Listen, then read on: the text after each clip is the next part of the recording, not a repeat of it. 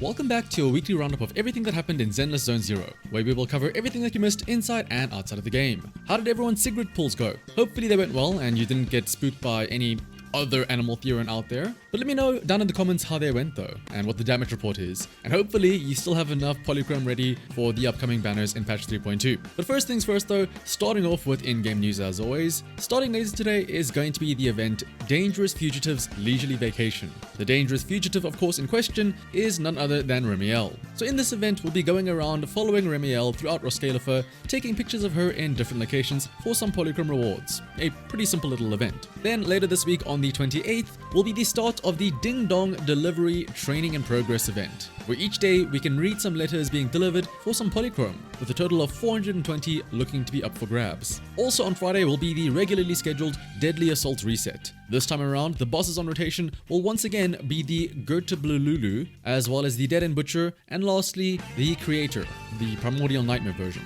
But most importantly, on Friday will also be the time when we can expect to see a patch livestream for the upcoming patch 3.2, since we are nearing the end of the current cycle, which should be around the 8th of September. Now, this is usually where I'd say that I'd love to have a recap video up for the stream as soon as possible, but actually, I'm flying out to America tomorrow because this weekend is also the Pokemon World Championships, and I'm competing there. So I'm still gonna try and have a recap video up with some help from a friend of mine writing the script and editing the video. So you can still look forward to that though if you don't have time to watch it live, or you don't have to want to sit through the whole thing. I will have a recap video going over everything that is shown off, although it may be a bit delayed though, fair warning. Of course though, we can expect to see the reveal of the Armorer class for Claret, and seeing our first Windstunner in Roxy, as well as all of the other upcoming events and more when that stream does roll around. And so, if you are in need of some polychrome to be able to pull for the banners in patch 3.2, why not try using U7Buy? A fast, safe, and affordable place to purchase top-ups for a bunch of different games, including of course Zenless Zone Zero. And there's no need to worry about the reliability. As you can see by the reviews of U7Buy over on Trustpilot, they are highly rated. U7Buy's Zenless Zone Zero top-up page lets you recharge instantly for a fraction of the price. You'll see the prices look similar to in-game at first, but once you hit buy now, the price drops at checkout to the actual discounted amount. You're paying less without even realizing it at first. And the process is simple. Just select your server, enter your UID, complete the payment, and the monochrome will be sent directly to your account in seconds. No other account information necessary. And if you want to save even more, you can also use my discount code Shanaha for another 8% off your purchase. So click the link in the description below and head on over to U7Buy and start saving today. Moving over onto the social media side of things though, firstly, it was recently the birthday for Hugo Vlad, so happy birthday to him as well as anybody else who has a birthday in the coming week. Otherwise, there is also an event on Twitter for Sigrid, and that is the Sigrid Cannot Connect to the Internet event, where you stand a chance to win a Sheepboo vinyl plush keychain random box, and all you have to do is follow the official Zenless Zone Zero Twitter account and select one of the 4 options on the post that will be linked in the description down below. And for those of you who like to yap it up in Discord servers, over in the official Zenless Zone Zero Discord server, they are trying out something new where they're introducing levels in the server, where interacting builds up XP and earns you levels which can unlock exclusive roles, perks, and even rewards. And the highest ranking players during each version can win Polychrome, Discord Nitro, and even some secret prizes apparently too. Now, to be fair, if I can be brutally honest, just for a second here, I cannot think of a worse way to encourage interactions in a server. Incentivizing people to just spout random nonsense, spending the entire day on Discord to, build up a level for rewards is not the type of thing that I feel like we should be promoting. But maybe that's just me though, I don't know. It feels like this is just going to lead to some very obnoxious people trying to farm XP just to get these rewards, only to never actually use them.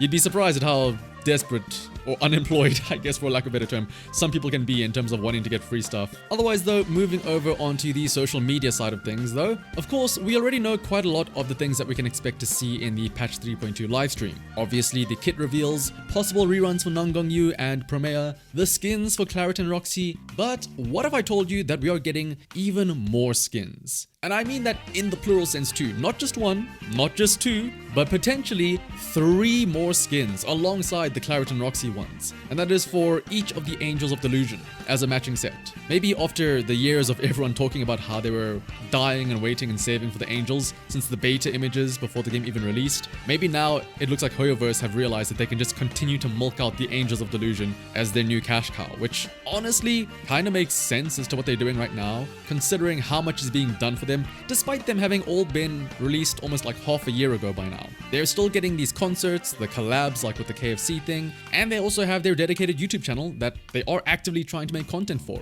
as opposed to stuff like, say, Promeo or Sisia, who released just like 2 patches ago and they've already been like kind of forgotten for the new hotness or the new banners and stuff like that. It feels like the Angels of Delusion are going to become sort of like a mascot character for the game, on par with the likes of the Void Hunters or apparently Ellen Joe.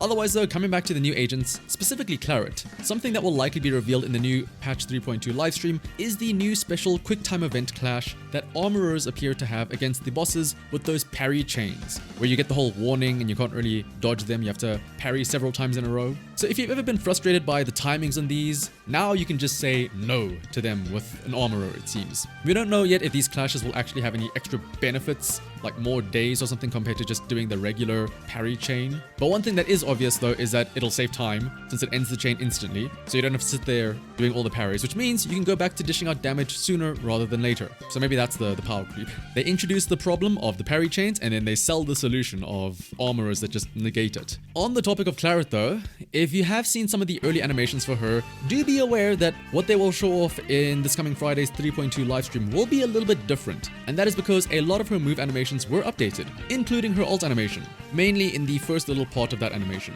where now instead of giving a playful wink to the camera before swinging her axe, it looks like a more serious little blood sacrifice as she runs her finger along the blade before swinging it around.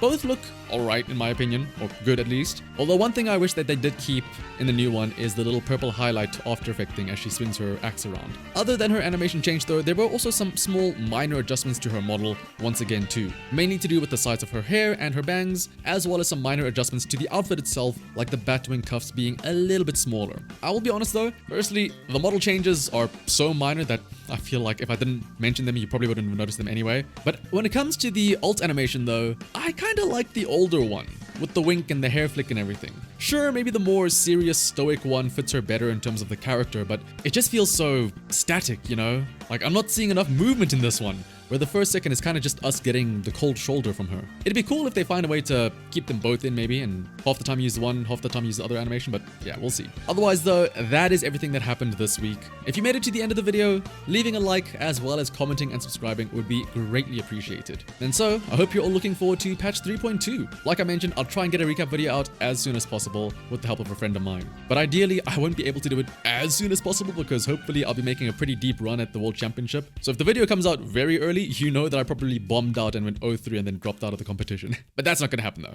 Otherwise though, this delayed video might also apply to next week's news video as well. But hopefully that one is a little bit easier to handle since I can sort of prepare that in the meantime and there's no, there's no surprises like in the live stream. Otherwise, until next time, bye bye.